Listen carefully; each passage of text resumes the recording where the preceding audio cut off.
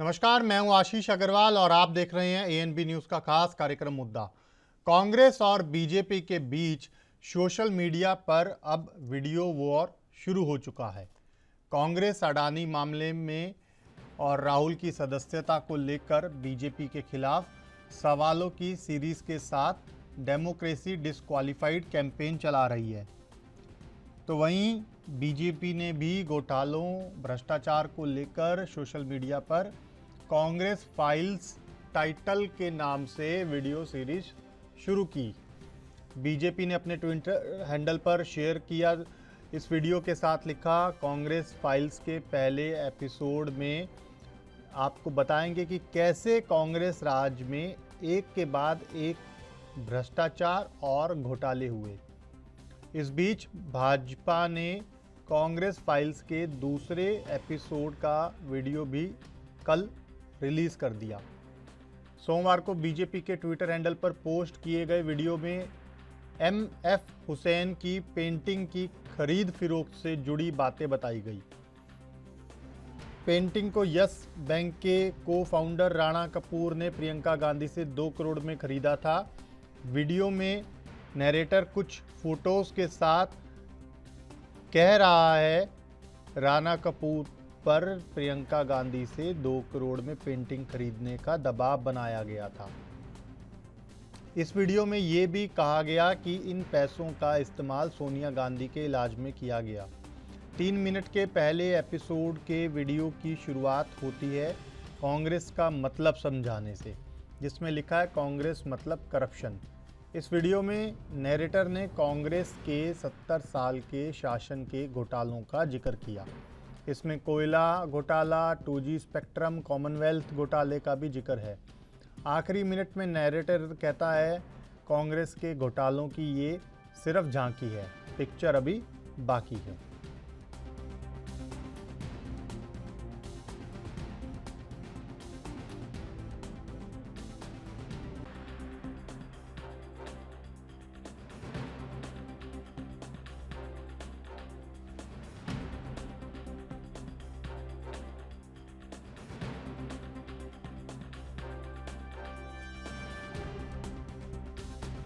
तो आपको बता दें कि 2024 के आम चुनाव जैसे जैसे पास आ रहे हैं, वैसे वैसे कांग्रेस और बीजेपी के बीच सियासी युद्ध बढ़ता जा रहा है।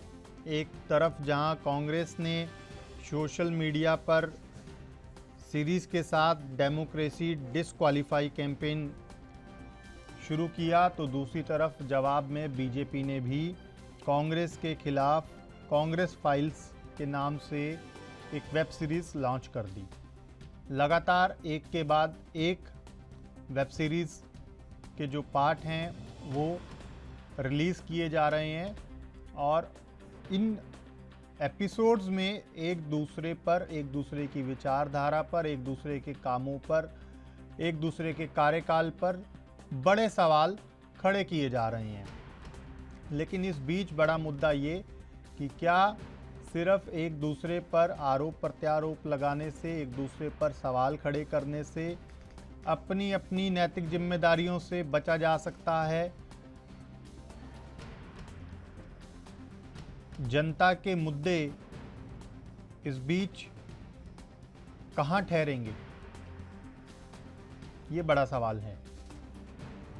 क्योंकि कहीं ना कहीं स्पष्ट तौर पर आपको बता दें कि जिस तरह से ये वेब सीरीज़ का प्रचलन शुरू हो गया है, ये अपने आप में एक दूसरे के खिलाफ एक नया हथियार बनता हुआ भी दिखाई दे रहा है राजनीतिक तौर पर।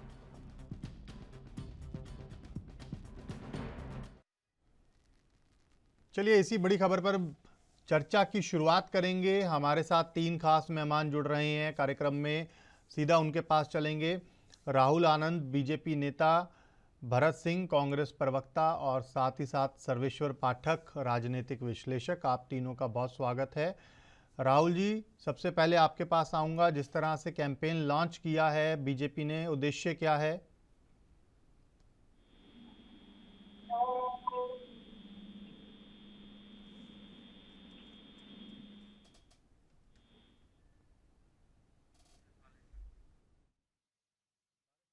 के पास आऊंगा।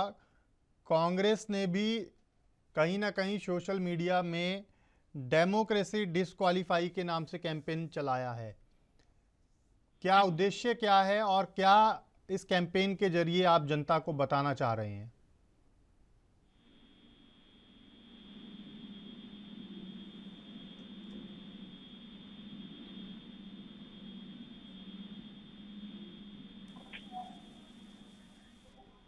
तो आपको बता दें कि कहीं ना कहीं कांग्रेस और बीजेपी एक दूसरे के खिलाफ अब वीडियो सीरीज़ रिलीज़ कर रही है और एक दूसरे के कामों पर, एक दूसरे के कार्यकाल पर, एक दूसरे की विचारधारा पर, एक दूसरे की तमाम जो सिस्टम हैं उसके ऊपर सवाल खड़े किए जा रहे हैं। बड़ा मुद्दा ये कि 2024 में इन वीडियो सीरीज़ का कितना प्रभाव जनता पर रहेगा। जनता क्या वाकई में जो बीजेपी कांग्रेस के खिलाफ और कांग्रेस बीजेपी के खिलाफ जनता को बताना चाह रही है, जनता क्या उसको मानेगी? ये भी अपने आप में बड़ा सवाल है।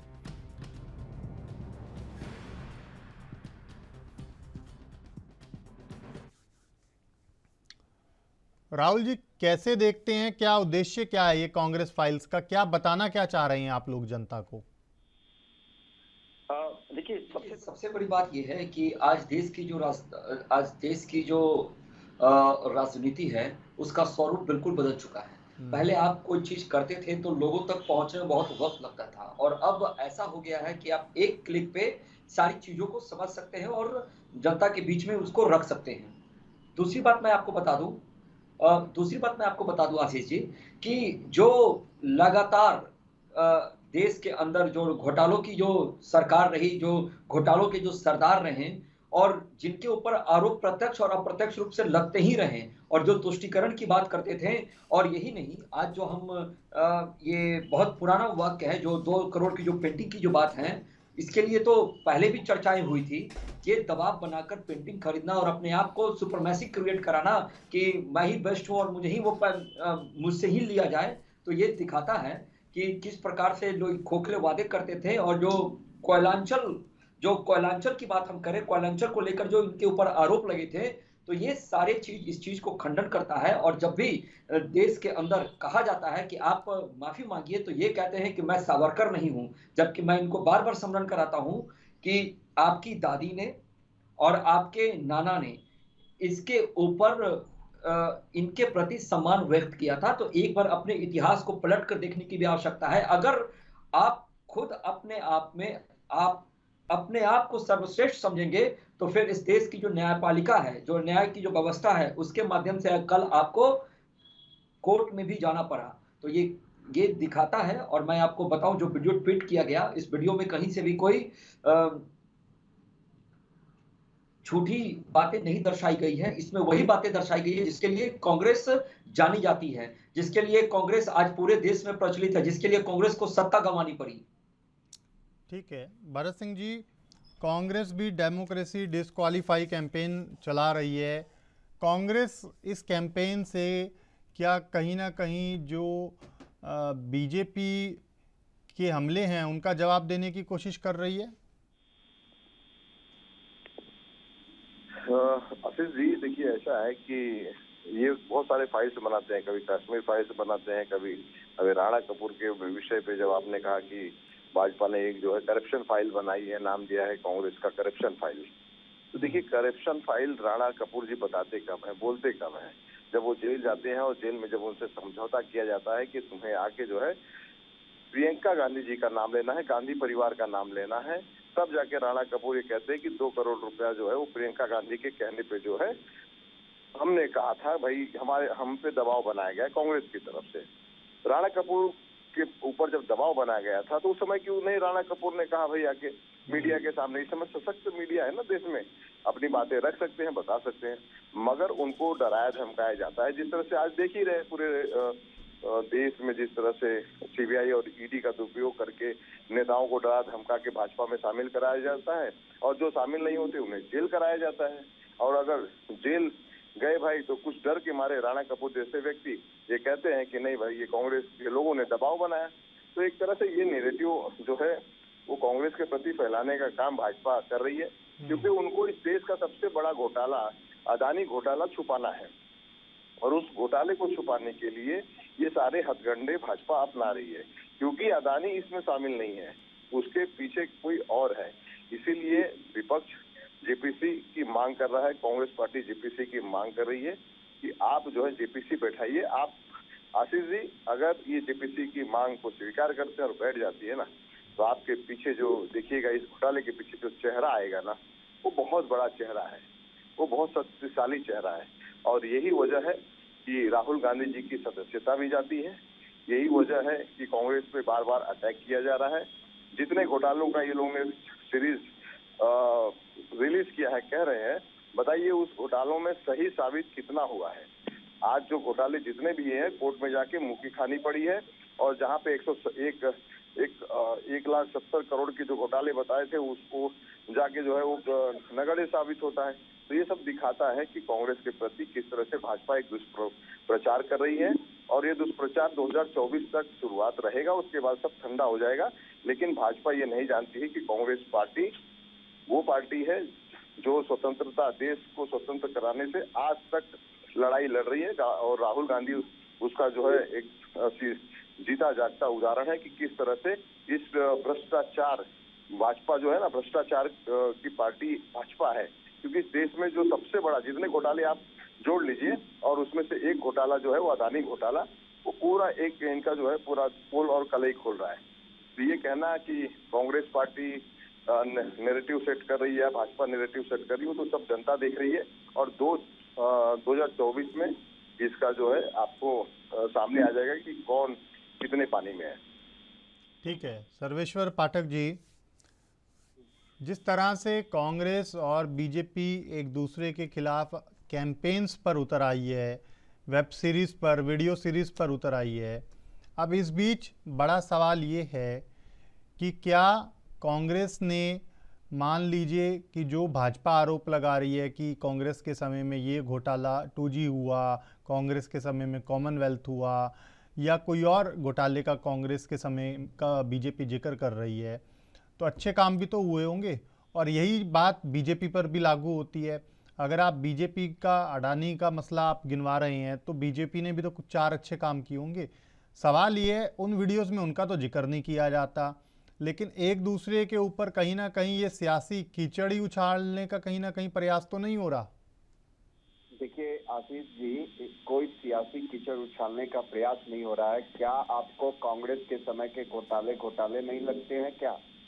वो घोटाले तो प्रूव्ड हो चुके हैं। कॉमनवेल्थ गेम्स में अरविंद केजरीवाल इतना मोटा फाइल लेके घुमा करता था और कहा करता था कि शीला जी के खिलाफ क्या हुआ। अब देखिए, मैं आपको एक एग्जांपल देता हूँ। जब से नरेंद्र मोदी जी की गवर्नमेंट आई है सेंटर में, उसके बाद आप देख लीजिए छत्तीसगढ़, राजस्थान और मध्य प्रदेश में कांग्रेस ने बीजेपी से सत्ता हासिल की, लेकिन छत्तीसगढ़ और राजस्थान में बनी रही। क्या इन 5 सालों में कांग्रेस पार्टी को बीजेपी का एक भी ऐसा घोटालेबाज नेता नहीं मिला जिसपे ये कार्रवाई करते? पंजाब में भी बीजेपी से सत्ता हासिल की थी कांग्रेस ने, अमरिंदर सिंह जी मुख्यमंत्री थे। उन 5 सालों में एक भी ऐसा सरकार नहीं मिला जिससे कि एक भी बीजेपी का ऐसा घोटालेबाज नेता नहीं मिला जिसको ये पकड़ के और इसको कोर्ट में लेके जाते। अभी हिमाचल में इन्होंने बीजेपी से सत्ता हासिल की है, तो क्या वहां पे आप जांच पड़ताल करिए। इनका कहना है ना कि केवल क्या कांग्रेस पार्टी और विपक्ष की पार्टी ही घोटालेबाज है, बीजेपी सब में सब दूध के धुले हुए हैं। तो भाई हिमाचल में आप आए हो, 5 साल के शासनकाल में बीजेपी ने वहां पे क्या किया, नहीं किया, आप उसको उजागर करो। अगर कोई घोटालेबाज नेता है तो उसको जेल भेजो। आप मुझे बता दीजिए, 5 साल के राजस्थान के शासनकाल में कांग्रेस में कितने बीजेपी घोटालेबाज नेता को जेल भेजा। रही बात अदानी की, तो अदानी का मामला सुप्रीम कोर्ट पहुंच गया है। देश का जो सर्वोच्च संस्था है, अब उन्होंने कमेटी भी गठित कर दी है। तो क्या कांग्रेस पार्टी को देश के सर्वोच्च संस्था पे भरोसा नहीं है? तो यहाँ पे कीचड़ उछालने की जो बात है, ठीक है, नहीं, आरोप पर ये प्रत्यारोप- बात तो दोनों तरफ लागू होती है ना पाठक जी। आप एक विश्लेषक के तौर पर मैं ये भी चाहूंगा कि हम कहीं ना कहीं अपनी जिम्मेदारी को निष्पक्ष रूप से निर्वहन करें। और मैं सिर्फ कांग्रेस की बात नहीं कर रहा, क्योंकि हम कांग्रेस या बीजेपी हम सबकी बात कर रहे हैं। मैं ये चाहूंगा कि आप बतौर विश्लेषक दोनों पक्षों की बात करें। नहीं आशीष भाई, कांग्रेस के जितने भी एलाइज है, देखिए एलाइज आपका कि जितने भी एलाइज है, एलाइज आपका बिहार में लालू प्रसाद यादव के साथ है, घोटालाबाज, पहला ऐसा नेता जिसका इस कानून के तहत सदस्यता गई थी और अभी वो सहानुभूति पे बेल लेके घूम रहा है। उसके बाद दूसरा जो है एलाइज है झारखंड में, वो देखिए अपने आप को माइंस अलॉट कर लेता है और इतने घोटालेबाज है, वहां भी है। साउथ में आप देख लो जाके, सारे जो एलाइज है इनके सब घोटालेबाज है। तो आप मतलब ये मुझे बता दो कि ठीक है बीजेपी में है, मैंने तो कहा ना, मैंने इनको एग्जांपल दिया जहां पाठक BJP साहब, का ये सांसद चीज तो बीजेपी पर भी फिर जिन्होंने लागू होती है। हम तो एक भाई, एक पार्टी पर अगर फोकस कर रहे हैं, क्या मुकुल रॉय को भूल गए? क्या शुभेंदु अधिकारी को भूल गए? क्या नारायण राणे का नाम भूल गए? मुकुल राय वापस टीएमसी में चला गया, तो टीएमसी से जाके पूछिए ना। नहीं, तो अगर इस तरह के आरोप थे तो बीजेपी को भी चाहिए ना कि जब बीजेपी अपने आप को इतना कहीं ना कहीं न्यूट्रल बताती है, इतना ईमानदारी वाली पार्टी है, तो वो जब भी कोई नेता लिया जाता है उनके बारे में भी सोचना चाहिए पहले। हाँ, ये इस बारे में आपका कहना सही है, बीजेपी कांग्रेस में होती जा रही है और अपने सारे के सारे नेता तो आपने कांग्रेस के भर्ती कर लिए, सारे के सारे नेता तो आपने टीएमसी के भर्ती कर लिए। अभी हिमाचल में आपने देखा नहीं, जिन आम आदमी पार्टी वालों के खिलाफ आप लगातार बोल रहे थे, उन्हीं को आप बीजेपी के बड़े बड़े मंत्री शामिल कराने के लिए पहुंच रहे थे दिल्ली से उठकर हिमाचल। तब वो सर्टिफिकेट कहाँ चला जाता है? तब वो सर्टिफिकेट कहाँ चला जाता है? सीएम कैंडिडेट वो कर्नल साहब भी बीजेपी ज्वाइन कर लिए, क्योंकि उन्होंने देखा कि आखिर आम आदमी पार्टी में क्या गड़बड़ी है, नहीं है। तो जैसे ही चुनाव हुआ उसके जस्ट बाद उन्होंने बीजेपी को ज्वाइन कर लिया। देखिए बीजेपी, चलिए ये नहीं, दो एक तरफा नहीं। भरत सिंह जी आपके पास आऊंगा। भरत सिंह जी, पाठक साहब ने तो सवाल उठाए हैं बड़े आपकी पार्टी के कार्यकाल को लेकर, टेन्योर को लेकर, कामों को लेकर, विचारधारा को लेकर, लेकिन सवाल ये है कि जनता के बीच जाना है। जनता को कैसे समझाएंगे, जनता को कैसे बताएंगे? आपको लगता है कि जो कैंपेन्स ये चाहे बीजेपी ने शुरू कर दिए, चाहे कांग्रेस ने भी शुरू कर दिए, देखिए हर पार्टी कहीं ना कहीं एक दूसरे पर सवाल ही उठा रही है। इन सीरीज में एक दूसरे के अच्छे कामों को तो आप गिनवा नहीं रहे, तो क्या जनता इस पर विश्वास करेगी? ये दोनों, मैं इसका जवाब राहुल जी से भी लूंगा सवाल का, लेकिन कहीं ना कहीं आपको नहीं लगता कि आप एक राष्ट्रीय पार्टी हैं, जनता को जो संदेश देना चाहिए उसकी बजाय आप एक दूसरे पर ज़्यादा कीचड़ उछालने की तरफ बढ़ गए हैं, सवाल उठाने की तरफ बढ़ गए हैं? सवाल उठाइए, लेकिन सवाल को उठाने के लिए ऐसे ऐसे माध्यम। देखिए आशीष जी, एक चीज समझिए कि मैं समझता हूं कि जो विश्लेषक होता है वो बहुत निष्पक्ष होता है। ठीक है पाठक जी, रुक जाइए, मैं आऊंगा आपके पास। अब मैं रुक जाइए आप पाठक जी, मैं आऊंगा आपके पास। पाठक जी दूसरे के समय में इंटरप्ट करना अच्छी बात नहीं है। हमने इस डिबेट को जिम्मेदारी के साथ चलाना है। आपको पूरा मौका दिया मैंने बोलने के लिए। मैं अब आपके पास आऊंगा। भरत सिंह जी से मेरे को जवाब लेने दीजिए। मैं आशा करता हूं कि पाठक जी बड़ी शांति से, धैर्य से सुनेंगे। नहीं, जिम्मेदार हैं वो, संयम बनाकर रखेंगे। विश्लेषक, कोई भी विश्लेषक हो, अगर वो निष्पक्ष होता है तो वो दोनों पार्टियों का, जो चाहे कोई भी हो, अगर खामी है तो खामी बताता है, अच्छाई है तो अच्छाई बताता है। मगर जिस तरह से सर्वेश्वर भाई से मैं मतलब ये पहली बार नहीं है, बहुत सारे चैनलों पे मिल चुका हूँ, बैठता हूँ, लेकिन जब भी मैं देखता हूँ तो सिर्फ एक ही विशेष पार्टी का नाम और जपते हैं और एक ही पार्टी की तरफ से ये बोलते हैं। तो मुझे ऐसा लगता है कि विश्लेषक ना होके भाजपा के एज ए प्रवक्ता अगर बोलेंगे ना, तो मुझे भी खुल के इनके साथ बात करने में मजा आएगा। क्योंकि देखिए, आप जब ये विश्लेषक के तौर पे छुप के बात करेंगे तब तो ये होता है कि भाई कैसे बात किया जाए, विश्लेषक के तौर पे बात किया जाए कि भाजपा के प्रवक्ता के तौर पे बोला जाए। तो तो ऐसा होता है। तो ये जो विश्लेषक है ना, इनका नाम टैग चेंज कर दीजिए, भाजपा प्रवक्ता या भाजपा समर्थित व्यक्ति करके बिठाएंगे तो अच्छा रहेगा। चलिए भरत सिंह जी, व्यक्तिगत नहीं, हम मुद्दे पर रहते हैं जी। अब मुद्दे पे आता हूँ। मुद्दा ये है कि कांग्रेस पार्टी जनता के विषय को उठाती है, जनता का जो है ना, जनता के लिए लड़ती है, 140 करोड़ भारतीयों के लिए लड़ाई लड़ती है। कांग्रेस पार्टी का एक इतिहास रहा है, भाजपा के जैसे थोड़ी नहीं इतिहास रहा है कि माफी मांगे, और थोड़ी नहीं इतिहास रहा है कि वो जो है अंग्रेजों के खिलाफ अंग्रेजों के साथ रह के भारतीयों का जो कि स्वतंत्रता में लड़ाई लड़ रहे थे उनका खबरी बने। ये सब जो है कांग्रेस पार्टी का इतिहास नहीं रहा है। कांग्रेस पार्टी का अपना एक इतिहास रहा है, और कांग्रेस पार्टी के इतिहास को भाजपा कहती मैं मिटा दूंगा, खत्म कर दूंगा, इनका जो है नामो निशान नहीं रहेगा। तो भाजपा को ये सब कहने के लिए सोचना चाहिए कि अहंकार भी इतना ठीक नहीं होता। इंदिरा गांधी जी भी इस देश में बहुत साल राज की, बहुत वर्षों तक, मुझे लगता है कि करीब 15 वर्षों तक इंदिरा गांधी जी ने राज किया, उसे जवाहरलाल नेहरू जी ने करीब 17 वर्षों तक राज किया। तो देखिए क्या होता है कि घमंड जो है ना, वो रावण का भी नहीं टिका था। तो ये तो भाजपा पार्टी है। और रही बात की घोटालों की, कि कांग्रेस पार्टी घोटालों पे बात करती है, तो हाँ, कांग्रेस पार्टी घोटालों पे बात करती है। क्यों करती है घोटालों पे बात कांग्रेस पार्टी? क्योंकि कांग्रेस पार्टी घोटालों पे इसलिए बात करती है कि देश का जो पैसा है ना LIC में, वो LIC का पैसा किसके पास गया, आखिर अदानी के पास जो पैसा गया वो किसके लिए गया है, और जो SBI का पैसा वो देश की जनता का पैसा था, वो अदानी के बाप का पैसा नहीं था, वो नरेंद्र मोदी जी का पैसा नहीं था, वो नरेंद्र मोदी जी का पैसा नहीं था, देश की जनता का पैसा था।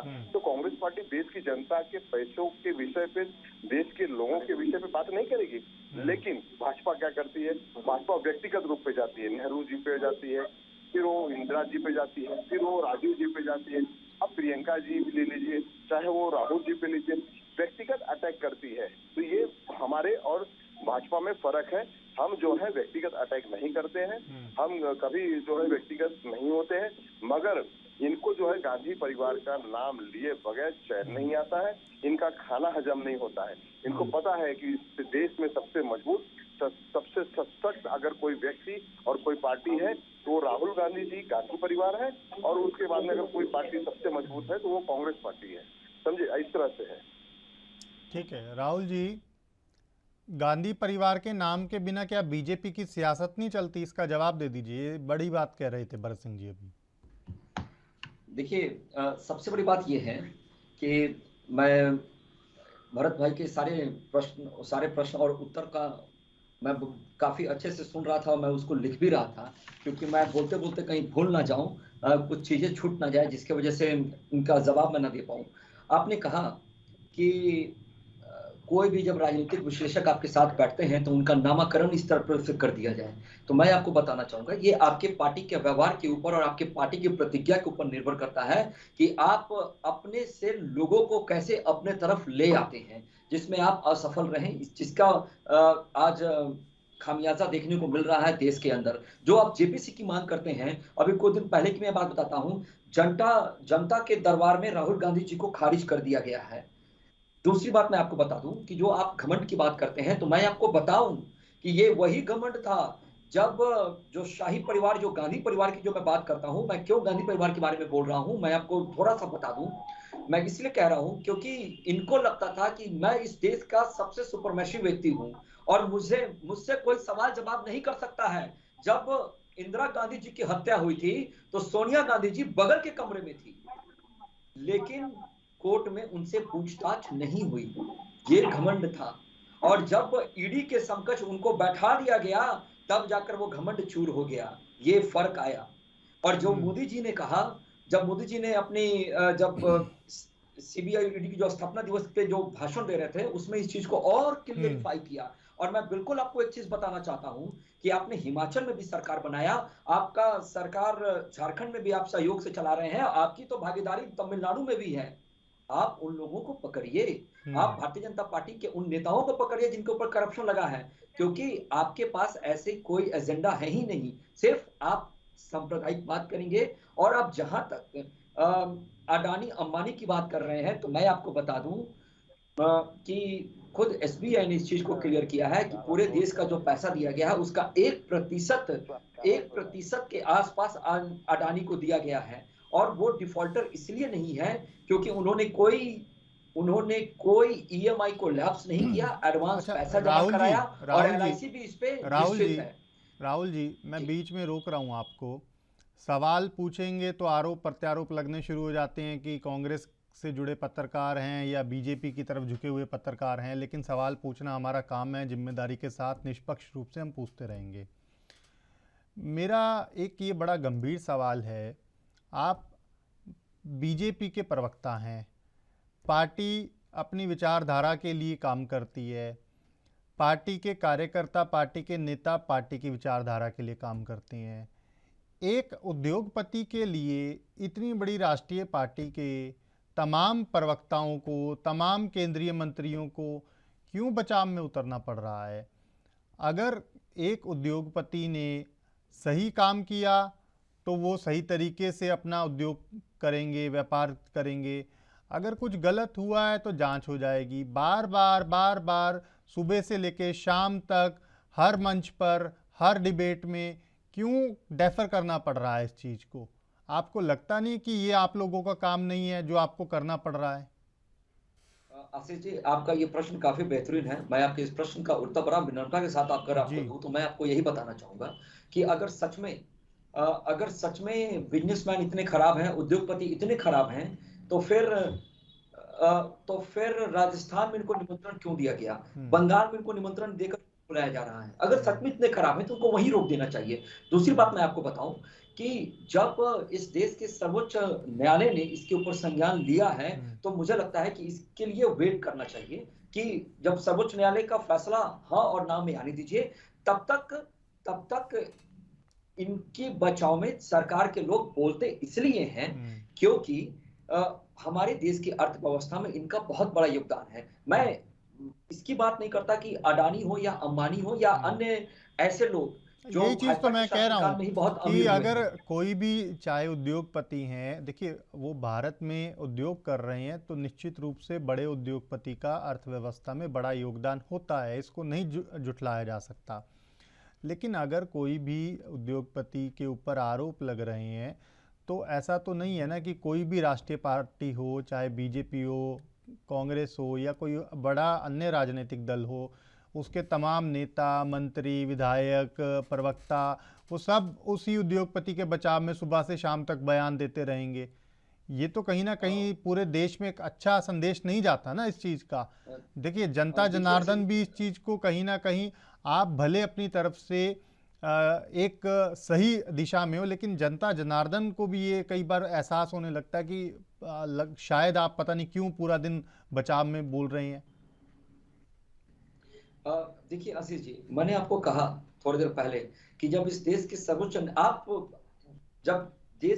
न्यायालय ने इसके ऊपर स्वतः संज्ञान लिया है तो हमें वेट करना चाहिए। दूसरी बात मैं आपको बताऊं कि भारतीय जनता पार्टी का ये काम नहीं है कि उद्योगपतियों को बचाने का, लेकिन मैं आपको फिर भी बताता हूं कि भारतीय जनता पार्टी से इनको जोड़कर देखने की आवश्यकता नहीं है। आपका विपक्ष भारतीय जनता पार्टी से जोड़कर दिखाता है, वो बताता है कि ये भारतीय जनता पार्टी के लोग हैं, जबकि उद्योगपति स्वतंत्र है। अगर वो बिल्कुल, भारतीय यही जनता बात पार्टी तो के मैं होते कई तो बार फिर अपने वो मंचों पर कांग्रेस के लोगों को भी कह चुका हूं कि अगर आपको लगता है कोई घोटाला हुआ तो मामला सुप्रीम कोर्ट में चला गया, आप इंतज़ार कीजिए। आप सुबह से शाम तक एक ही राग को अल्पा रहे हैं कि ये घोटाला हुआ, घोटाला हुआ, घोटाला हुआ। कोई जांच का इंतज़ार तो कीजिए ना।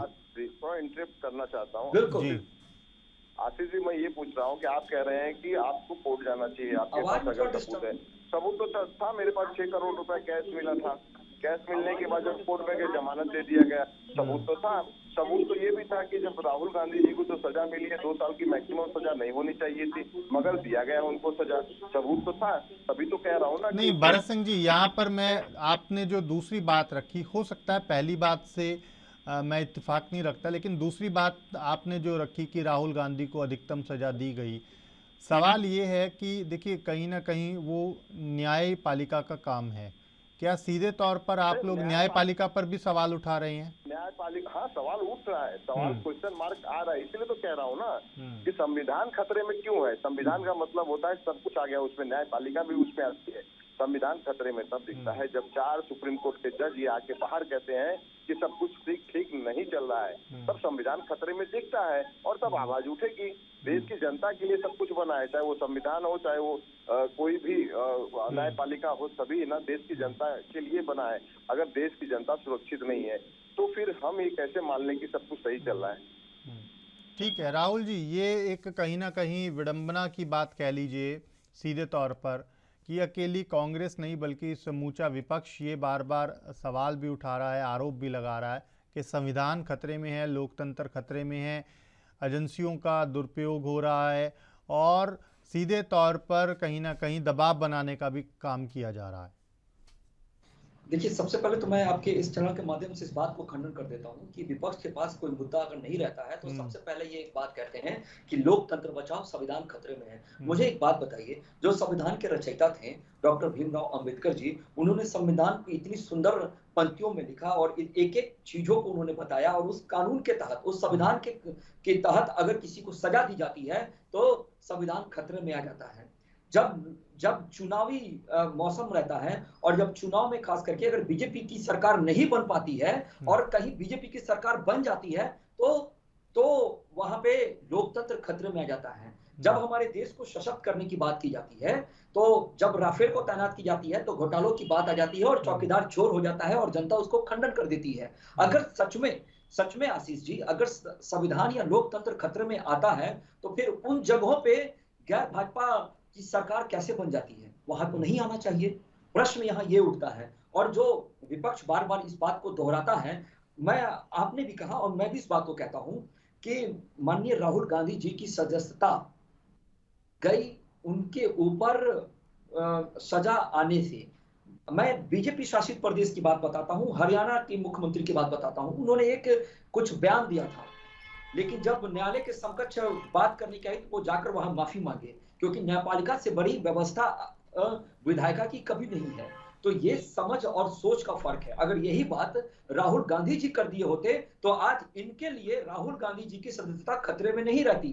जब पवन खेड़े के मामले में आप आनन फानन में सुप्रीम कोर्ट जा सकते हैं तो राहुल गांधी जी के मामले में आप खामोश क्यों हो गए? इसलिए हो गए आशीष जी, क्योंकि राहुल गांधी जी को पॉलिटिकल शहीद बताकर इनको सिंपैथी वोट लेना है।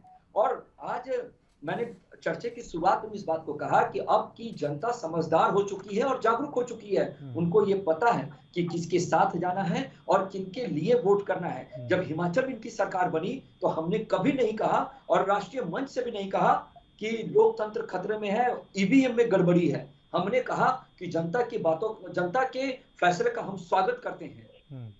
ये फर्क है। ठीक है, भरत सिंह जी।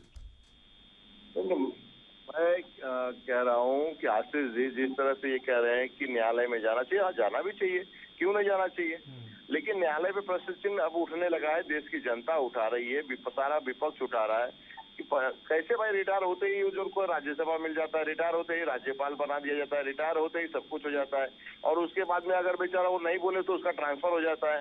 अगर इनके हिसाब से अगर जो है जज नहीं चले तो उसका ट्रांसफर हो जाता है। और उसके बाद में जब बताइए मुझे गुजरात वाले केस में जिसमें राहुल गांधी जी को 2 साल की सजा मिली, तो ये जो महोदय मोदी महोदय थे, इन्होंने स्टे क्यों लिया था और क्यों उसके बाद में जब संसद में राहुल गांधी जी ने अदानी वाला विषय जब जोर शोर से उठाया और ये जब घोटाले में फंसने लगे तभी जो है इसको ओपन किया गया। तो ये सारे प्रश्न चिन्ह उठेंगे और बार बार उठेंगे। इसीलिए कह रहा हूँ कि अच्छा, इनको इतना तकलीफ है भाई एक व्यक्ति को बचाने के लिए, क्या इनका दामाद लगता है क्या? वो अदानी भाजपा का दामाद है क्या? मुझे बताइए आप।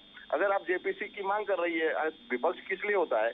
विपक्ष होता है सत्ताधारी पक्ष अगर कोई गलत करता है देश की जनता के सामने लाना। हमने देश की जनता के सामने लगाया एक जेपीसी की मांग। क्या याद करिए कि 1959 से लेके 1959 में हमने जेपीसी फिरोज के खिलाफ हमने जो है लगाया था। उसके बाद में देखिए 3-4 और जेपीसी की मांग जब भी भाजपा के अटल बिहारी वाजपेयी ने की, आडवाणी जी ने की, तो हमने जो है जेपीसी लगाया। तो जेपीसी की गठित करना मांग अगर गलत है तो आप समझिए उस चीज को ठीक है, लेकिन अगर एक बड़े घोटाले में जनता के विषय का मुद्दा है, तो उस पर अगर जेपीसी की मांग कर रहा तो आप डर के भाग क्यों रहे भाई? आपके 40-40 मंत्री और सारे प्रवक्ता और सारे नेता आके टीवी पे सफाई क्यों दे रहे हैं? देश में जो है प्रेस कॉन्फ्रेंस घूम घूम के कर रहे हैं, नहीं अदानी तो है तो आप जाइए कोर्ट। अरे कोर्ट में ही जब सब कुछ करना है आशीष जी, तो ये क्या घास छीलने के लिए वहां बैठे हैं? बताइए मुझे, क्या कर रहे हैं भाई आप? 303 सीट लेके, मतलब 303 सीट आपके आ गई तो आप अपने हिसाब से चलाएंगे, आप तानाशाही करेंगे? तो इस देश में तानाशाही नहीं चलती, इस तरह से नहीं चलेगा। देश में सत्ता पक्ष का जितना अधिकार होता है उतना विपक्ष का भी अधिकार होता है। विपक्ष का यही काम होता है कि जनता के विषयों को, जनता की बातों को जो है हमेशा जो है उठाए और उसके की लड़ाई लड़े। ये नहीं होता है कि जो है वो सरकार गलत करे तो उसके कंधे से कंधा मिला के हाँ जी करे।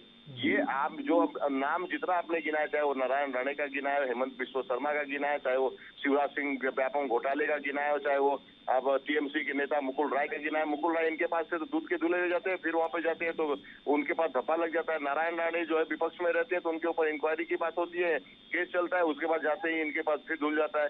सबसे बड़ा स्कैम जो मुख्यमंत्री हेमंत बिस्वा का देख लीजिए। तो ये क्या चल रहा है इस देश में? दिख रहा है ना सब देश की जनता को, देश की जनता समझ रही है। सही कहा जो है राहुल जी ने कि देश की जनता समझ रही है, 2024 में इसका जो है माकूल जवाब देगी। ठीक है पाठक साहब, आपके पास आऊँगा क्योंकि आज हमारा मुद्दा यही था कि जिस तरह से कांग्रेस और बीजेपी ने एक दूसरे के खिलाफ वीडियो सीरीज शुरू की है, जनता पर इसका क्या प्रभाव रहेगा, 2024 में कितना असर इनका देखने को मिलेगा? बड़ा सवाल ये है कि जिस तरह से हम लगातार शुरुआत से बात कर रहे हैं, कांग्रेस और बीजेपी अपनी अपनी सीरीज़ में, अपने अपने वीडियोस में एक दूसरे के कामों पर, एक दूसरे के कार्यकाल पर सवाल उठा रहे हैं। लेकिन मैं बतौर विश्लेषक आपसे ये उम्मीद रखता हूँ कि दोनों तरफ की हम बात करते हुए ये जनता को भी बताएं कि क्या किसी ने अच्छा काम एक भी नहीं किया जिसका जिक्र नहीं आप लोग कर रहे, चाहे वो कांग्रेस हो चाहे बीजेपी हो। देखिए, जब पॉलिटिकल पार्टीज है तो वो एक दूसरे की कमियां ही निकालेंगे, बिल्कुल। एक दूसरे के अच्छे कामों को कोई उजागर नहीं करेगा। रही बीजेपी की बात, तो बीजेपी अपने अच्छे कामों को आए दिन उजागर करती आ रही है और जनता देख रही है। उसका एक सीधा साधा एग्जाम्पल देश में फैले हुए रोड नेटवर्क, आयुष्मान योजना, उज्ज्वला योजना और भी तमाम है जो 80 लाख करोड़ लोगों को जो राशन मिल रहा है। लेकिन मैं पाठक साहब यहाँ पर रोक रहा हूँ आपको। आपने जैसा कहा कि कोई भी एक आपकी बात में एक चीज ऐड कर रहा हूँ कि जिस तरह आवाज मिल रही है आपको पाठक साहब? जी बोलिए। हाँ, जिस तरह से आपने खुद कहा कि कोई भी दूसरे राजनीतिक दल के अच्छे कामों को नहीं गिनवाएगा, वो अपनी बात करेगा, दूसरे राजनीतिक दल की कमियां निकालेगा, ये ठीक है। लेकिन आपको नहीं लगता कि अगर इस तरह से आप सिर्फ कमियां गिनवा रहे हैं तो जनता और जो वोटर है कहीं ना कहीं आप उसको भी, उसके मन को आप डाइवर्ट करने की कोशिश कर रहे हैं, चाहे कांग्रेस हो चाहे बीजेपी हो या कोई और राजनीतिक दल हो? देखिए, ये तो हर एक पार्टी का अपना ये एजेंडा होता है कि वो वोटर्स को अपनी ओर कैसे खींचे। आप समझ रहे हो? वो तो वोटर डाइवर्ट करने के लिए ड्यूरिंग चुनाव के समय भी बहुत पार्टियां लोक लुभावने वादे लेके आती है अपने घोषणा पत्र में। हमने सबने देखा, अरविंद केजरीवाल का एग्जाम्पल देख लो आप, जहाँ देश जाता है वहीं पे वो फ्री कहता है, बिजली बांट दे रहे हैं तो फ्री पानी दे रहे हैं, और नतीजा क्या होता है? 2 महीने फ्री होने के बाद 20-25 हजार का लोगों को बिल आते हैं। दिल्ली में आप सीधा साधा एग्जांपल है, आप देख लीजिए। तो ये कभी भी कोई पार्टी ईमानदार नहीं होगी कि अगर किसी ने अच्छा काम किया है तो उसको दिखाएगी कि इस पार्टी ने अपने कार्यकाल में ये अच्छे काम किए। ये आप किसी से भी इसकी जो आकांक्षा है वो नहीं हो सकती। उम्मीद नहीं रही रखते। बात देश की जनता, कांग्रेस इतने सालों से देश में सत्ता में रही, ऐसा नहीं है कि कांग्रेस ने कोई काम किया ही नहीं, कांग्रेस ने भी काम किया, लेकिन जिस तरीके से उनको काम करना चाहिए, जिस तरीके से उनको काम करना चाहिए उस तरीके का काम अगर किया होता तो आज देश की जो दिशा और स्थिति जो है वो एक अलग होती।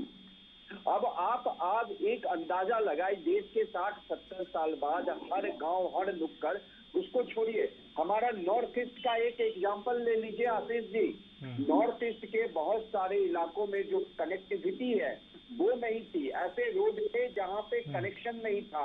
जो बॉर्डर एरिया कनेक्टिविटी की बात थी, कांग्रेस ने छोड़ दिया कि हम बॉर्डर एरिया को डेवलप नहीं करेंगे। क्यों नहीं करेंगे? कि दुश्मन हमारे यहाँ जल्दी नहीं आ पाएंगे। अरे जब दुश्मन अटैक करेगा तो हमारे यहाँ से हमारी सेना को मदद कैसे मिलेगी? याद है 62 में क्या हुआ था? हमारे जो सैनिक बॉर्डर पे थे उसके पास सही समय पे न गोला पहुंचा, न बारूद, न खाना, न पीना, न गर्म कपड़े, और इसके कारण हम हार गए वो लड़ाई। तो ये जो इनकी अपैथी थी, ये जो इनकी जो चाल चलन थी कि नहीं हम इसको डेवलप नहीं करेंगे। AK एंटनी साहब ने तो कह दिया था कि हम फाइटर प्लेन नहीं खरीदेंगे, हमारे पास पैसे नहीं है। और उस समय हमारे देश में कितने घोटाले हुए। और आज जो बात हो रही है कि कांग्रेस ने क्या कुछ नहीं किया, ऑफकोर्स कांग्रेस ने किया। देश हर के उसके योगदान से बना है। ऐसा नहीं है कि केवल बीजेपी जो इन 7 सालों, इन 10 सालों में की है, या वाजपेयी जी का 4 साल आप मिला लीजिए, जनसंघ का जो 2-2.5 साल था, ऐसा बिल्कुल नहीं है। लेकिन जो चीज होनी चाहिए थी, मनमोहन सिंह जब हमारे अभी मैं कहता हूँ ना, सबसे पढ़े लिखे अगर हमारे देश के कोई प्रधानमंत्री हुए हैं तो वो माननीय मनमोहन सिंह जी हुए हैं। जवाहरलाल नेहरू जी भी उनके आगे पानी बढ़ेंगे। वो एक इकोनॉमिस्ट थे, लेकिन उन इकोनॉमिस्ट के समय पे भी हमारी जो देश की अर्थव्यवस्था थी, विश्व के 11वें नंबर की अर्थव्यवस्था थी। आज हमारी अर्थव्यवस्था जो 5वें पायदान पे पहुंची है, और आए दिनों में यह प्रतीत किया जा रहा है कि 3रे पायदान तक हम जा सकते हैं। तो क्या यह जो उपलब्धि है यह जनता को दिख रहा है? विदेशों में आप चले जाइए, जो भारत का जो मान और सम्मान बढ़ा है उसको आप अंदाजा नहीं लगा सकते हैं। आज विश्व हमें सुन रहा है। आशीष जी, आप इंडस्ट्री के मामले में देख लीजिए, आज कितने बिलियन का हम जो मोबाइल फोन हम बाहर भेज रहे हैं, कितने यूनिट। नोएडा, मैं यहाँ NCR में बैठा हूँ, नोएडा में है सैमसंग की फैक्ट्री बनी थी, उसके उद्घाटन में आज जर्नलिस्ट मैं भी गया था, और वहां से देखिए सैमसंग कितना अच्छा बिजनेस कर रहा है। ये सब चीजें ये कांग्रेस की देन है। उन्होंने उदारीकरण की प्रक्रिया लाई, माननीय मनमोहन सिंह जी और नरसिम्हा राव जी की देन है। ये बीजेपी भी खुलेआम कहती है, वो भी इनकार नहीं करती है इस चीजों से। लेकिन जो चीजें होनी चाहिए, इनके खुद के प्रधानमंत्री राजीव गांधी जी ने बोला था कि सेंटर से जो 1 रुपया जाता है, जनता तक पहुंचते पहुंचते जो लास्ट 15 पैसा रह जाता है। तो ये बीच का जो लूप होल था, ये किसके समय में था? क्या ये चीजें उस समय नहीं ठीक हो सकती थी? आज जो है देखिए, रसिया को अमेरिका ने सैंक्शन लगाया, वहां के जितने क्रेडिट कार्ड होल्डर थे, visa card, master card, Maestro card, ये सब बंद हो गया। वो पैसे के मोहताज। आज हमारी UPA सिस्टम जो है वो विश्व भर में आप काम करने लगेगी कुछ दिनों में। हम कुछ देशों जैसे सिंगापुर, मलेशिया, उसके बाद अरब कंट्रीज, गल्फ कंट्रीज में हम UPA के थ्रू लेन देन कर रहे हैं। वहां पे जाइए, आप अपना UPA से पेमेंट कर सकते हैं। दूसरी बात, इन कुछ देशों के थ्रू हम रुपीज में ट्रेड कर रहे हैं। जो डॉलर पे डिपेंडेंसी हमारी खत्म होगी, डॉलर पे डिपेंडेंसी खत्म हुई, जो हमारा मुद्रा अवमूल्यन होता है उस पर लगाम लगेगा। तो हमारे जो एक अर्थशास्त्री प्रधानमंत्री जी थे, उनको तो ये सब चीजें अपने कार्यकाल जो 10 साल का था उसी में शुरुआत कर देनी चाहिए थी। आपको याद होगा माननीय चिदम्बरम जी, चलिए ठीक है, मैं आऊंगा आपके पास लौटूंगा। मैं भरत सिंह जी के पास जाना है। भरत सिंह जी, आशीष जी, मुझे मेरी बात खत्म करने दीजिए। मैं बहुत देर बाद बोला हूँ। आपने दोनों प्रवक्ता महोदय को, आपको भी मैं पूरा बराबर का समय दे रहा हूँ। हाँ, तो मैं वही बोल रहा हूँ कि कांग्रेस के वित्त मंत्री थे P. चिदम्बरम साहब, उन्होंने इस स्कैनर, जो ये UPA की जो पेमेंट सिस्टम है ऑनलाइन, इसका मजाक उड़ाया था। उन्होंने कहा था कि ड्यूट सिंह की जो सब्जी वाला है उसके पास आप सब्जी खरीदोगे, आप कहोगे आप हमें दो, हम इसको स्कैन करें, पैसे दे आपको।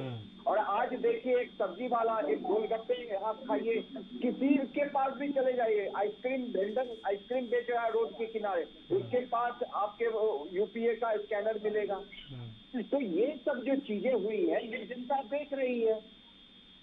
और रही बात कांग्रेस ने उदारीकरण की प्रक्रिया, ठीक है, मैं आऊंगा पाठक साहब, क्योंकि वक्त का अभाव है। बाकी 2 मेहमानों को भी मुझे पूरा वक्त देना है बराबर।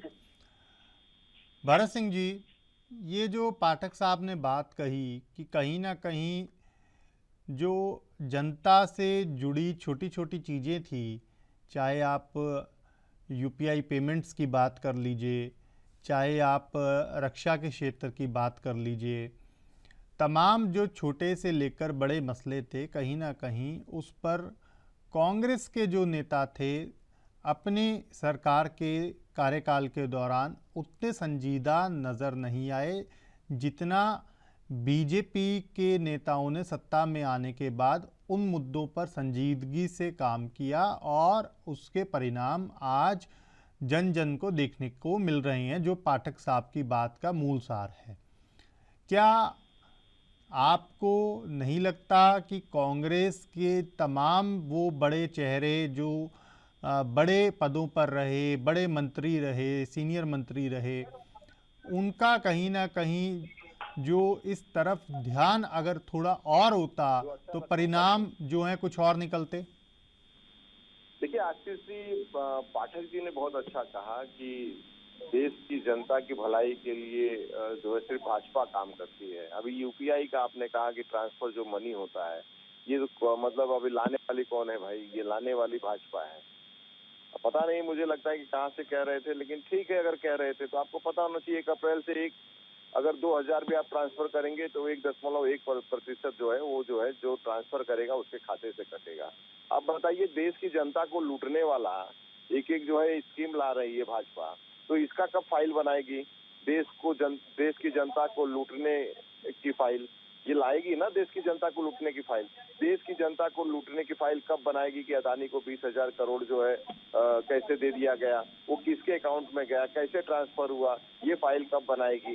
क्योंकि देश की जनता के विषय पे आज जो हम बात कर रहे हैं ना, तो एक चीज समझिएगा कि जो हम बात कर रहे हैं आज मोबाइल से, इस मोबाइल को लाने वाला व्यक्ति कौन था? वो कांग्रेस पार्टी के जो है पूर्व प्रधानमंत्री स्वर्गीय राजीव गांधी जी थे, जिसका विरोध करने वाले अब के तत्कालीन प्रधानमंत्री नरेंद्र मोदी जी ने ये जो है विधान भवन महोत्सव में गुजरात के मुख्यमंत्री हुआ करते थे और कहते थे कि अरे ये लैपटॉप और ये जो है कंप्यूटर ये कौन चलाता है, ये हमारे देश में किसको पता है कि ये सब चलाने के लिए। तो ये जो आज जो ढिढोरा पिटते हैं ना कि ये सब हमने किया है, देश के प्रधानमंत्री ने किया है, इसी देश के प्रधानमंत्री संघई में जाते हैं, कोरिया में जाते हैं और कहते हैं कि 2014 के पहले देश की जनता को तो मतलब ये लगता था, सम्मान भी उसको ये नहीं फील होता था कि विदेश में आके वो कहे कि मैं भारतवर्ष से मतलब भारत की धरती से आया हूँ। तो इस देश के प्रधानमंत्री का ये वक्तव्य आता है। देश के प्रधानमंत्री ये कहते हैं कि जो है कंप्यूटर कौन चलाएगा, सब अनपढ़ हैं। तो देश की जनता को अनपढ़ कहने वाले, देश की जनता का अपमान करने वाले विदेशों में जाके और वो देश की बात करते हैं और देश की जनता की बात करते हैं और उसके बाद में ये कहते हैं कि जो है विकास तो सिर्फ 2014 के बाद ही हुआ है। ये मतलब देश के प्रधानमंत्री कहते हैं, देश के मतलब भाजपा के नेता कहते हैं, प्रवक्ता कहते हैं, मंत्री कहते हैं। इसके पहले मतलब जो है इंदिरा गांधी जी ने कुछ नहीं कहा। हम तो छोड़ दीजिए, कांग्रेस का क्रिटिसाइज आप करिए, आप जो है गाली देना दीजिए, लेकिन याद रखिएगा उसी कार्यकाल में आपकी पार्टी के मैं समझता हूं कि बहुत अच्छे नेता और बहुत अच्छे प्रधानमंत्री अटल बिहारी वाजपेयी जी का भी आप सम्मान नहीं कर रहे हैं, आप उनको भी गाली दे रहे हैं। क्योंकि उस दौरान एक बार आपके प्रधानमंत्री हमारे अटल बिहारी वाजपेयी जी भी बने थे। उनकी दवा के लिए राजीव गांधी जी ने कहा था कि जब दवा नहीं करा था उनको भेजा था राजीव गांधी जी ने। हम जो है मान सम्मान करते हैं विपक्ष के नेताओं का भी, हम इनके जैसा अपमान नहीं करते हैं। और हो सकता है सर्वेश्वर पाठक ने जो पढ़ाई की होगी वो भाजपा यूनिवर्सिटी में, जो कि यहाँ पे बनी नहीं है, कभी आज तक तो एक भी यूनिवर्सिटी भाजपा ने बनाई नहीं है। अब उसी यूनिवर्सिटी में वो कहाँ बनाई होगी वो पढ़े होंगे। देश के प्रधानमंत्री को तो गर्व होना चाहिए और मुझे लगता है कि सबसे अच्छा गर्व तो उस विश्वविद्यालय को होना चाहिए जिसने डिग्री दिया है इनको, देश के प्रधानमंत्री को। अब बताइए, देश के प्रधानमंत्री का डिग्री पूछने गए केजरीवाल जी और उनको जो है कोर्ट ने 25,000 का फाइन मार दिया। अरे मैं पूछता हूँ आशीष जी, मैं अगर आपसे कहूँ कि आशीष जी आप कितने पढ़े लिखे हैं, तो क्या ये देश में गुनाह है पूछना कि पढ़े लिखे कितने हैं? मुझे जो है मैं कोर्ट में जाके अगर मैं कहूँ कि भाई मुझे डिग्री नहीं दे रहे हैं आशीष जी, मुझे डिग्री चाहिए, तो उसके बाद कोर्ट मुझे फाइन मार देगी। तो ये सारे चीज जो है ना, ये भाजपा ही कर सकती है, भाजपा के राज में ही हो सकता है कि आपको डिग्री पूछने पे कोर्ट हो जाएगी, आपको सवाल अदानी पे पूछने पे आपकी सदस्यता चली जाएगी 2 साल के लिए, आपको जेल हो सकती है। तो आप भाजपा से कोई सवाल मत करिए, भाजपा से कोई जवाब मत मांगिए। अगर आप ये सब करेंगे तो कोर्ट भी आपको जेल कर देगी और उसके बाद में सीबीआई ईडी तो इनके पास ही है जिनको इन्होंने गिरवी रखा है। तो ये सब काम जो है भाजपा कर सकती है। राहुल जी, भाजपा से कोई सवाल मत पूछिए। देखिए, सबसे बड़ी बात ये है कि भरत जी जिन बातों को कह रहे थे वो सारी बातें अतार्किक बातें कर रहे थे, और वो अपनी सरकार की कमियों को न बताकर वो भारतीय जनता पार्टी के लोगों को अपने कटघरे में खड़ा करने की कोशिश कर रहे थे। मैं इनकी एक उदाहरण देता हूँ।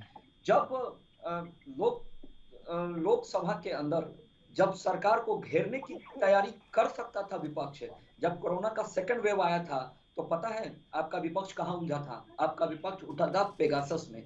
इनको विदेशी मीडिया पे, इनको पश्चिमी देशों के ऊपर इतना भरोसा है कि उसके द्वारा कही गई बातों को, उसके द्वारा सिखाए गए वाक्यों को ये आकर अपने देश के अंदर दोहराते हैं। राहुल गांधी जी जब विदेशों में बैठते हैं, क्यों इनकी इज्जत दिन पर दिन कम होते जाती है? मैं आपको बताता हूँ, एक भारतीय होने के नाते आपके घर की कोई भी आपसी विवाद अगर होती है तो घर के अंदर सुलझाने की कोशिश करनी चाहिए। ये माइक बंद होने की बात करते हैं, ये विदेशों में जाकर नारे लगाते हैं कि भारत को, लोकतंत्र को बचाओ।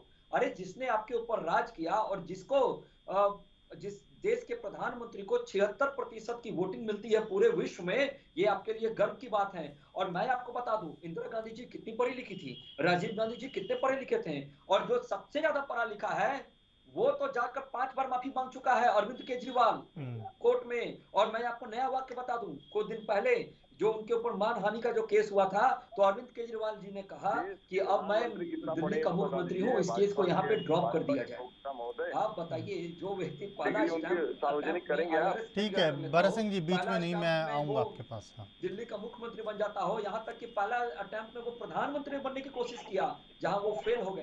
तो मैं ये बताऊं कि आपको एक बहुत पुरानी कहावत है ना, पढ़े लिखे को मैं थोड़ा वो कहावत भूल रहा हूँ, आशीष जी माफ कीजिएगा, लेकिन मैं आपको ये बता दूं कि ये अब तक जितनी बातें करते हैं, जो भी बातें बता रहे थे, इसमें कहीं भी तार्किक बातें नहीं थी। जनता ने इनको जवाब दिया और जनता इनको फिर से जवाब देगी। जिस यूनिवर्सिटी की बात करते हैं, पूरे देश के अंदर 3-4 एम्स थे, आज पूरे देश के अंदर लगभग 25 के आसपास की संख्या बढ़ गई है। और जो आप बार बार बात करते हैं कि भारतीय जनता पार्टी ने क्या किया या क्या नहीं किया, तो मैं आपको बता दूं कि प्रत्यक्ष को प्रमाण की आवश्यकता नहीं होती है। जल्द ही 2024 में आपको इसका भी परिणाम देखने को मिलेगा। और जब तीसरी बार जब नरेंद्र मोदी जी के नेतृत्व में सरकार बनेगी, तब ये जो हैट्रिक लगाने वाला जो बात होगा, उसमें हम फिर से चर्चा करेंगे कि किसके पाले में कितना दम है। मैं बस इतना जानता हूं कि 135 करोड़ लोगों का जो प्रतिनिधित्व कर रहा है व्यक्ति, और पूरे विश्व के लोग ठीक है, एक उस ठीक है, व्यक्ति को देख रहे हैं और उसका मान सम्मान बढ़ रहा है, तो ठीक है, उसके ठीक लिए कहीं ना कहीं हाथ कंगन को आरसी किया, पढ़े लिखे को फारसी किया, इस कहावत के जी साथ मैं भूल रहा आप था आगे जी। बढ़ना चाह रहे हैं। ठीक है पाठक साहब, क्योंकि अब वक्त का अभाव है, लेकिन पूरा वक्त आपको तब भी दिया जाएगा। मैं ये चाहूँगा फाइनल कमेंट के तौर पर आप अपनी बात को समाप्त करें।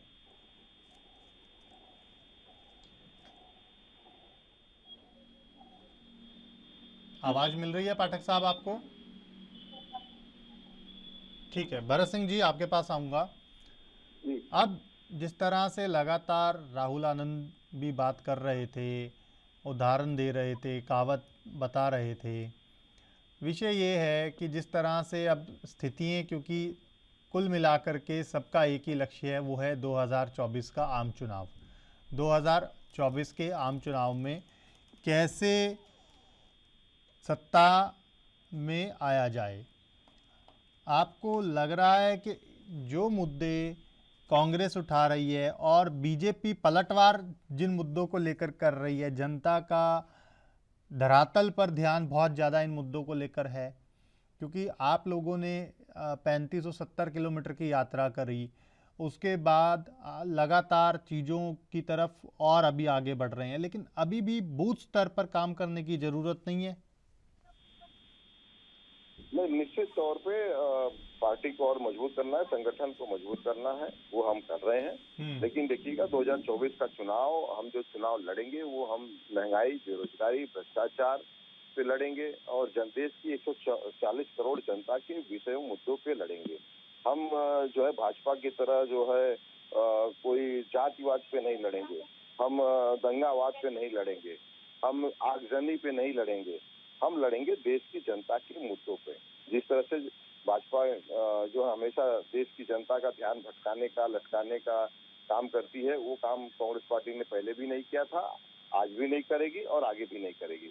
तो हम जो 2024 का चुनाव होगा वो देश की जनता के मुद्दे पे होगा, जो आज कमर तोड़ महंगाई, बेरोजगारी, भ्रष्टाचार, युवाओं को आज रोजगार नहीं मिल रहा है, भटक रहे हैं डिग्री लेके, अपना वो दिखा रहे हैं कि मैं इतना पढ़ा लिखा हूँ, और देश का प्रधानमंत्री अपना डिग्री बचाने के लिए, छुपाने के लिए 25,000 का जो है जुर्माना भी ठुकवा देता है। तो ये देश की जनता देख रही है और देश के नौजवान देख रहे हैं। आने वाले समय में 2024 में इसका माकूल जवाब देंगे। राहुल जी, फाइनल कमेंट आपका। जी राहुल जी। आशीष जी, जी मेरी पाठक जी। आवाज आ रही है? हाँ, आपकी आवाज आ रही है, आपका फाइनल कमेंट चाहूंगा। देखिए आशीष जी, 2024 का चुनाव है। ऐसे बहुत सारे वीडियो एक दूसरे राजनीतिक पार्टी के द्वारा लाया जाएगा, लेकिन जनता अब वो पहले वाली जनता नहीं रही है। वो देख रही है, सुन रही है, समझ रही है, और किए गए काम को, पॉलिटिकल पार्टीज के किए गए काम को वो देख भी रही है। तो जनता जनार्दन होता है। जनता अब वो चाहे अनपढ़ भी है, उनके पास मोबाइल फोन है, वो देख रहा है, सुन रहा है और चीजें महसूस कर रहा है। तो वो जनता अपने विवेक से काम लेगा। रही बात, दूसरी बात बीजेपी की, कांग्रेस की, कि कांग्रेस में ये कोर्ट की प्रक्रिया पे सवाल नहीं उठाते। माननीय राहुल गांधी जी और सोनिया गांधी जी बेल पे हैं, उसी तरह बाकी के नेता भी बेल पे हो सकते हैं। तो कोर्ट ने जो प्रक्रिया की है उस पे आप कम से कम तो सवाल नहीं उठाइए। आपके पुराने पार्टी के जो वेटरन वकील थे, जो मतलब भारत के सबसे बड़े वकीलों में उनका नाम आता है, कपिल सिब्बल जी, उन्होंने भी कहा कि ये इस जो कानून है उसी में प्रक्रिया है कि जैसे आपको 2 साल से ऊपर की सजा हुई, उसी इमीडिएट इफेक्ट से आपकी सदस्यता चली जाएगी। तो इस पे आप रोना विधवा विलाप छोड़िए। कांग्रेस में राहुल गांधी जी को ही खत्म करने की कोशिश की गई है इंटरनल अंदर से। उसको पहचानिए, उस जो आस्तीन के सांप को पहचानिए और राहुल गांधी जी को बचाइए। ठीक है राहुल जी, आपका फाइनल कमेंट। सबसे बड़ी बात यह है आशीष जी कि पक्ष विपक्ष की बातें तो चलते रहती हैं, लेकिन जो सशक्त प्रणाली है, जो स्वतंत्र है, इसके ऊपर मेरे हिसाब से कोई प्रतिक्रिया नहीं देनी चाहिए। और मैं बिल्कुल इस बात का समर्थन करता हूं कि अगर सांच को आंच से नहीं है तो फिर आपको घबराहट किस बात की है। और जो जब अन्य दल के लोग जाकर कोर्ट के समकक्ष माफी मांग सकते हैं तो फिर आप इससे क्यों चूक सकते हैं? आखिर आपको समझाता कौन है? आपका राजनीतिक गुरु कौन है? एक बहुत पुरानी कहावत है, मैं हर वक्त इस बात को कहता हूँ कि बाबा भीमराव अम्बेडकर ने बहुत महत्वपूर्ण बात कही थी। उन्होंने कहा था कि राजा का बेटा राजा नहीं बनेगा, राजा वही बनेगा जो राज करने योग्य होगा। एक राजा के बेटे के पीछे आप पूरी कांग्रेस को खत्म कर रहे हैं, ये कहाँ तक वाकिफ है? दूसरी बात मैं बताऊं, जो न्यायपालिका के ऊपर जो प्रश्न चिन्ह उठाए जा रहे हैं, और वो दिन दूर नहीं है कि जब न्यायपालिका को ये कहेंगे कि उसको भी खरीद बिक्री ये कर रहे हैं। आप भी स्वतंत्र हैं, वो भी स्वतंत्र हैं। ठीक है, ठीक है, ठीक है। भारत जी, 30 सेकंड में फाइनल कमेंट जल्दी से। आवाज मिल रही है भारत जी? चलिए, बहुत शुक्रिया आप तीनों खास मेहमानों का हमारे साथ चर्चा में जुड़ने के लिए। तो अभी के लिए मेरे साथ इतना ही। आप देखते रहिए ANB न्यूज़। नमस्कार।